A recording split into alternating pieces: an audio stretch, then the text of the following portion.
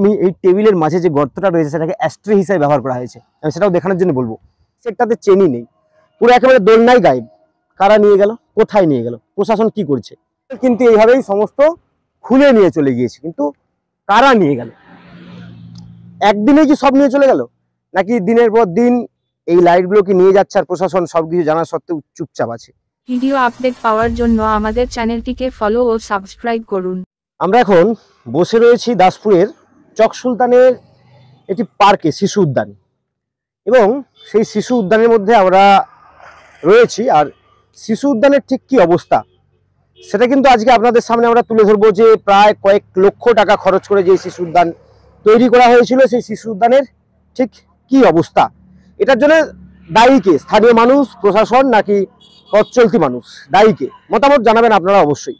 নমস্কার, আপনারা এসেছেন মেদিনীপুর 24x7। এই মুহূর্তে রয়েছি দাসপুর থানার চক সুলতানে, এবং আমাদের পাশে যে রাস্তাটি রয়েছে এটি গৌড়া থেকে যোধঘনশ্যাম যাওয়ার সড়ক, এবং সেই রাস্তার ধারেই চক সুলতান গ্রামে ঠিক পাশেই রয়েছে একটি প্রাইমারি স্কুল, চক সুলতান প্রাইমারি স্কুল, এবং তার পাশে গড়ে উঠেছে এই শিশু উদ্যানটি। কিন্তু এই শিশু উদ্যানটির ঠিক কি অবস্থা, এটি বর্তমানে কতটা সুন্দরভাবে রয়েছে, প্রথমে যে দৃশ্যটা দেখাতে চাইবো আপনাদেরকে। এই যেমন দেখুন, এখানে যে ছিল একটি গার্ড দেওয়া ছিল রাস্তার ধারে, পার্কটার মাঝে একটা গার্ড দেওয়া ছিল, সেই কিন্তু ভেঙে গেছে। শুধু এক জায়গায় নয়, আমি দেখাতে চাইবো ঠিক আগে ওই স্থানটাও আমি দেখানোর জন্য বলবো, ওখানটাতেও কিন্তু ভেঙে গিয়েছে। এর পাশাপাশি প্রায় এত লক্ষ টাকা খরচ করে যে পার্ক তৈরি হলো, সেই পার্কের কি অবস্থা, রক্ষণাবেক্ষণ একেবারেই নেই। আর একটু সামনে আসার জন্য বলবো, সামনে আসলে বেশ কিছু দৃশ্য দেখাতে পারবো। অনেকে যেমন ধূম্রপান করার পরে অ্যাস্ট্রে ব্যবহার করে, যাতে সিগারেট বা বিড়ির ছাই ফেলানোর জন্য, এবং অবশিষ্টটাও তাতে ফেলিয়ে দেয়। তো ঠিক সেরকমই এই টেবিলের মাঝে যে গর্তটা রয়েছে সেটাকে অ্যাস্ট্রে হিসেবে ব্যবহার করা হয়েছে। আমি সেটাও দেখানোর জন্য বলবো।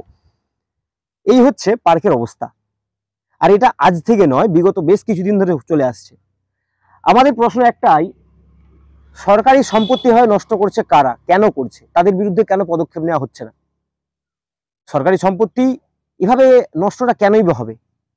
সরকার এত লক্ষ টাকা খরচ করে একটা পার্ক তৈরি করলো, যেখানে এলাকাবাসী তাদের অবসর সময় বা বিকেল সময়টা একটু সুন্দরভাবে পরিবারের সাথে কাটাতে পারবে, বা প্রিয়জন মানুষের সাথে কাটাতে পারবে। কিন্তু সেই সমস্ত জায়গায় এইভাবে স্মোকিং হচ্ছে এবং ড্রিঙ্কিংও হচ্ছে, সেইটাও কিন্তু দেখাবো আপনাদেরকে।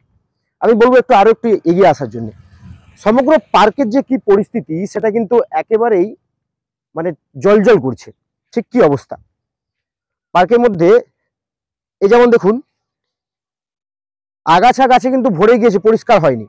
প্লাস আমি আরো দেখাতে চাইবো যে ড্রিঙ্কিং এর যে ব্যাপার রয়েছে, এখানে রয়েছে বোতল রয়েছে, পড়ে রয়েছে। এখানে যেমন বিয়ারের বোতল পড়ে রয়েছে, সামনে গিয়ে দেখানোর জন্য বলবো।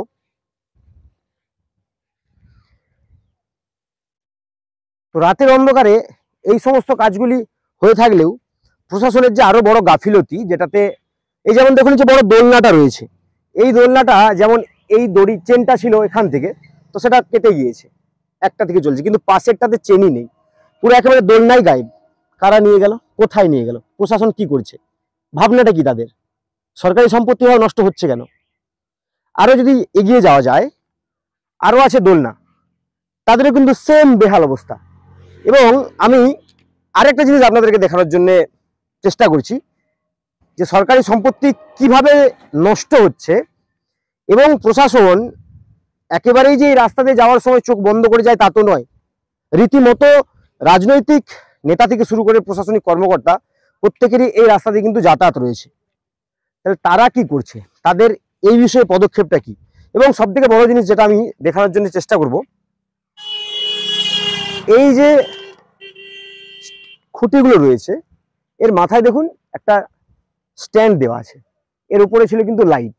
প্রায় যদি আপনি এখান থেকে দাঁড়িয়ে গুনতে শুরু করেন, অনেক লাইট ছিল, একটাও কিন্তু নেই। টোটাল হাতে গোনা মাত্র 5টি কি 6টা লাইট মাথা উঁচু করে দাঁড়িয়ে আছে, বাকি প্রায় 7-8টা লাইট ঘাড় ভেঙে দাঁড়িয়ে ঝুলে গেছে অলরেডি।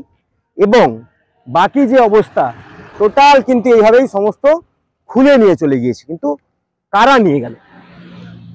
একদিনে কি সব নিয়ে চলে গেল, নাকি দিনের পর দিন এই লাইটগুলোকে নিয়ে যাচ্ছে আর প্রশাসন সবকিছু জানা সত্ত্বেও চুপচাপ আছে, কারণটা কি?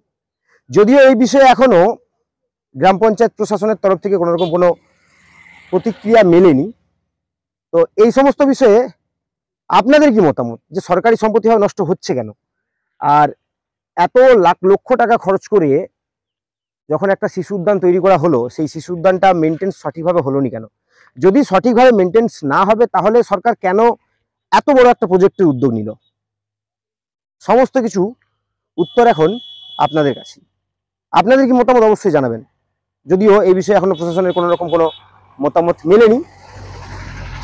তো সরকারি সম্পত্তি ভাবে নষ্ট, এই বিষয়টা কিন্তু একেবারেই ভালো বিষয় নয় বলেই আমাদের মতামত।